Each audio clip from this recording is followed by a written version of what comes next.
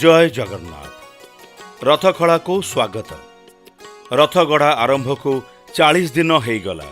रथ काम बेस आगे चली कामरे नियोजित समस्त सेवक महाप्रभुंक नाम स्मरण करी निज निज कामरे व्यस्त। निहाण बारिशी शब्दरे निनादित रथखड़ा।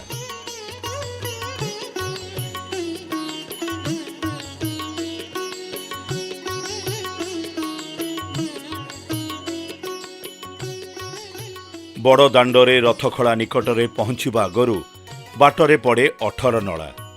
श्रीक्षेत्रर उत्तर दिगरे प्रवाहित मूसा नदी उपरे निर्मित एही प्राचीन पोलटी जगन्नाथ संस्कृति सहित विशेष भावरे जड़ित। तेणु सारिया बीतंक परी अनेक प्राचीन कवि मानक द्वारा रचित भक्ति संगीत मानकरे एही पोल संपर्करे वर्णना देखिबाकू मिले। एई जेमिति बाटरे बाटमंगला देखिबा 18 नला। 18 नलारू पतित पावन पाखई पाखई आसे इत्यादि। सेथिपाई महाप्रभुंक दर्शन पाई आसुथिबा श्रद्धालु माने किछि समय एही सहस्राधिक वर्षर पुराणा ऐतिह्य को देखि खूब आह्लादित हेइथांती ओ पोलो परे छिड़ा होई दूररू दृश्यमान पतित पावन बानाकू प्रणिपात करिथांती। इतिहास कहे महाप्रभुंक दर्शन पाई आसुथिबा दर्शनार्थींक पाई मूसा नदी पारी हेबा थिला खूब कष्टसाध्य। तेणु एही समस्या को दूर करिबा निमंते गंगवंशर राजा द्वितीय नरसिंह देव त्रयोदश शताब्दी रे एही पोलटी को निर्माण करथिले। अन्य एक किंवदंती अनुसारे राजा भानुदेव एहार निर्माता। एही 18 नलार लंब 85 मीटर होइतिबा बेले एहार ओसार 11 मीटर। एहा 19 गोटी खुंब उपरे निर्मित और जल निष्कासन पाई एथिरे रहिछि 18 गोटी पुकार। तेणु 18 नला भावरे एहा बेस ख्यात। कंदा और बालिया पथर व्यवहार करा जाई निर्माण करा जाइथिबा एही पोलर खिलाण बा नला गुड़िकर उपरी भाग खूब सुंदर। एहार मझी खिलाणटी बड़ और अन्य खिलाण गुड़िक दुई पाखकू क्रमान्वये छोट। बास सेठी किछि समय अटकी बड़दाण्डरे पहुँचिले देखिबाकू मिले गदा गदा काठ। राज्यर विभिन्न जंगलरू आसीथिबा एई काठ गुड़िकरे गढ़ा चलीछि चतुर्धा मूर्तिंक 3 रथ।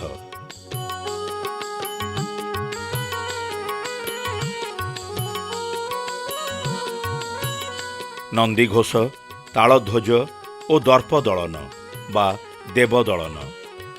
रथगढ़ा पोथी अनुसारे नंदीघोष रथरे 742 खंड काठ व्यवहृत हेउथुबा बेले तालध्वज रथरे 731 खंड और देवदलन रथरे 711 खंड काठ व्यवहृत होइथाए।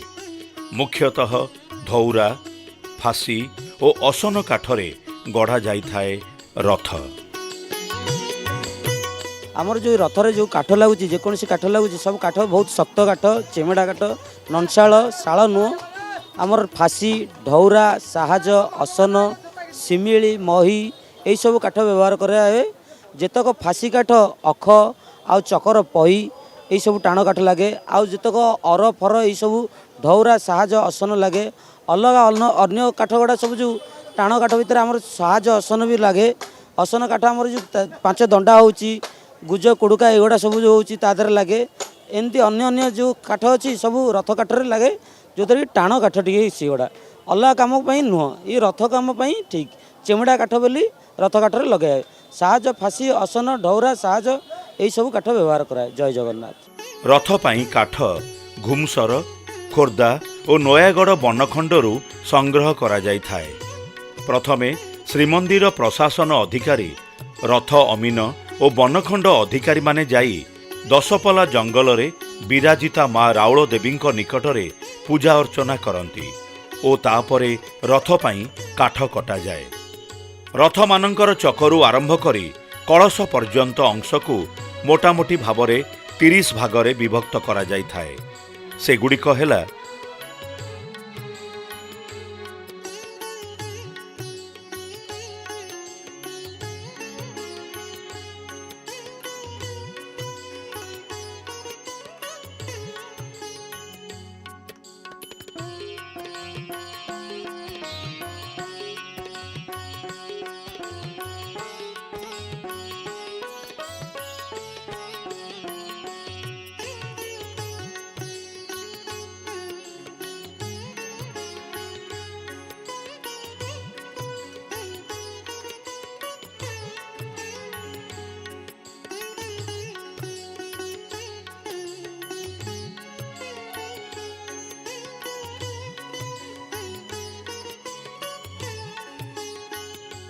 ଆମର କଣକୁଜ କାମ ଚାଲିଥିଲା, କଣକୁଜ କାମ ସରିଗଲାଣି।